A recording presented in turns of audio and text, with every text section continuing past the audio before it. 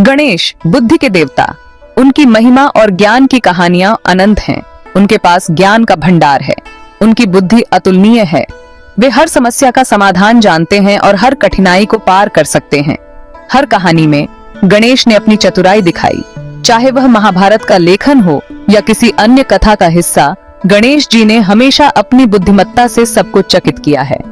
एक बार सभी देवता एक दुविधा में थे। एक बहुत ही कठिन कार्य उनके सामने था जिसे पूरा करना असंभव सा लग रहा था। उन्हें एक ऐसा कार्य सौंपा गया था जिसे पूरा करना असंभव सा लग रहा था। सभी देवता चिंतित थे। वे सोच रहे थे कि इस समस्या का समाधान कैसे निकाला जाए।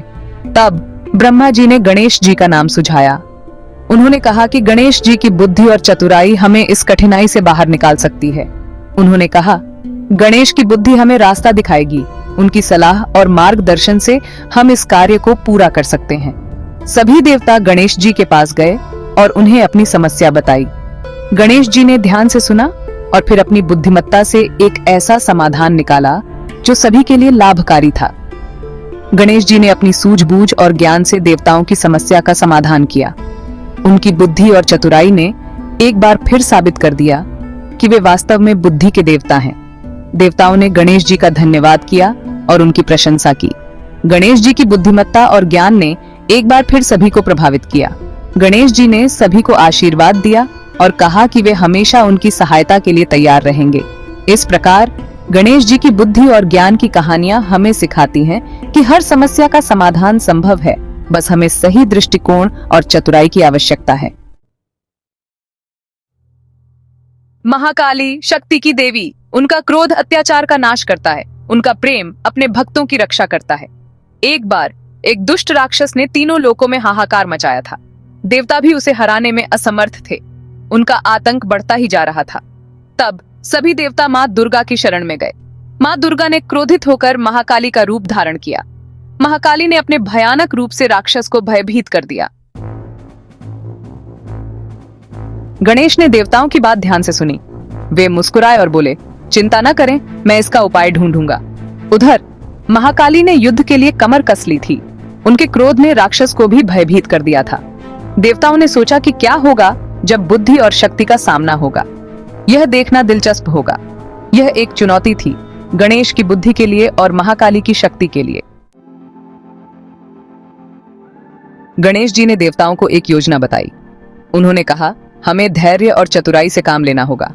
गणेश जी ने एक ऐसी योजना बनाई जिससे राक्षस को बिना युद्ध के हराया जा सके। उन्होंने अपनी बुद्धि से एक जाल बिछाया। देवता गणेश जी की योजना सुनकर हैरान रह गए।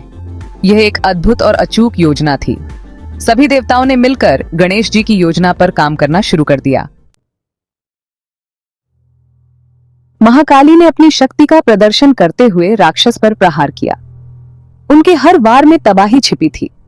राक्षस ने भी पूरी ताकत से मुकाबला किया। उसने महाकाली पर कई वार किए, लेकिन महाकाली अविचल रहीं। देवता महाकाली की शक्ति देखकर दंग रह गए। वे समझ गए कि महाकाली के क्रोध के आगे कोई नहीं टिक सकता। युद्ध अपने चरम पर पहुंच गया था। महाकाली ने अपने अंतिम प्रहार के लिए तैयार थी।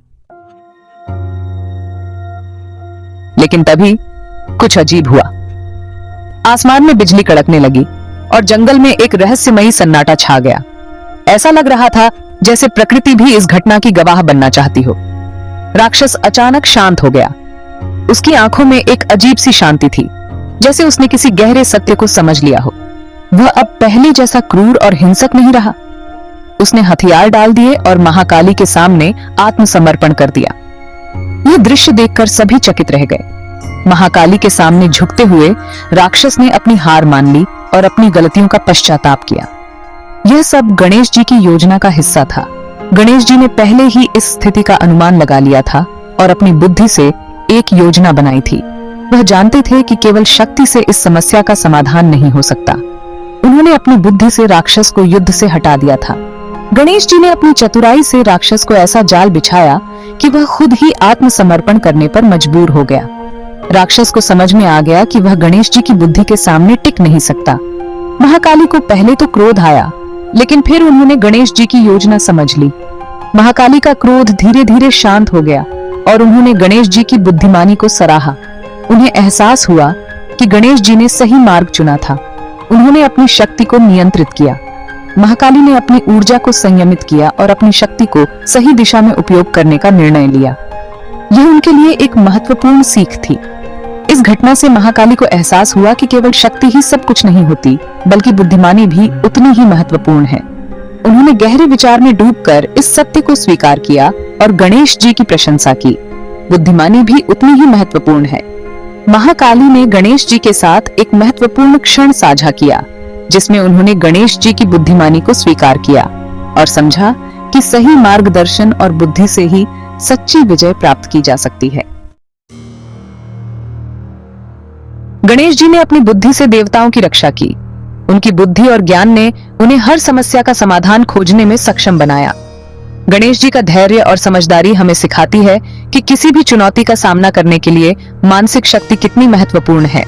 और महाकाली ने अपनी शक्ति से देवताओं की रक्षा की। उनकी शक्ति और साहस ने उन्हें हर बुराई से लड़ने में सक्षम बनाया। महाकाली का साहस और दृढ़ता हमें सिखाती है कि शारीरिक शक्ति और साहस भी उतने ही महत्वपूर्ण हैं। दोनों ने मिलकर बुराई का नाश किया। गणेश जी की बुद्धि और महाकाली की शक्ति ने मिलकर एक अद्वितीय टीम बनाई, जिसने हर बुराई को पराजित किया।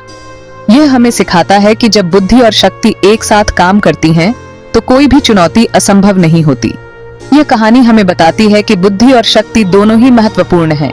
केवल बुद्धि या केवल शक्ति से हम अपने जीवन की सभी समस्याओं का समाधान नहीं कर सकते। हमें दोनों का संतुलन बनाए रखना चाहिए। हमें दोनों का संतुलन बनाए रखना चाहिए।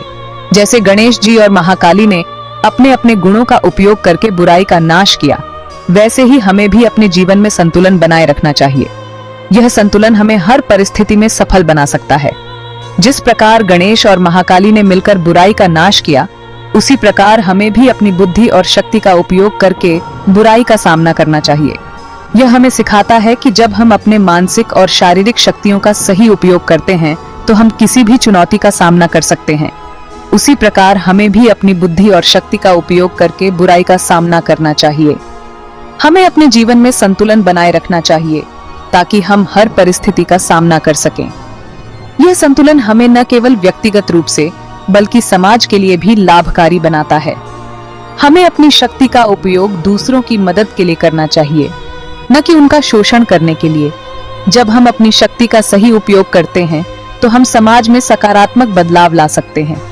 यह हमें सिखाता है कि शक्ति का सही उपयोग ही सच्ची शक्ति है, न कि उनका शोषण करने के लिए। हमें अपनी शक्ति का उपयोग कमजोरों की रक्षा के लिए करना चाहिए, ताकि हम एक न्यायपूर्ण और संतुलित समाज का निर्माण कर सकें। यह हमें सिखाता है कि सच्ची शक्ति वही है जो दूसरों की भलाई के लिए उपयोग की जाए। गणेश और महाकाली की यह कहानी हमें प्रेरणा देती है कि हमेशा सही और न्याय के लिए खड़े रहें। हमें अपनी बुद्धि का उपयोग सही और गलत का फैसला करने के लिए करना चाहिए। हमें अपनी शक्ति का उपयोग कमजोरों की रक्षा के लिए करना चाहिए।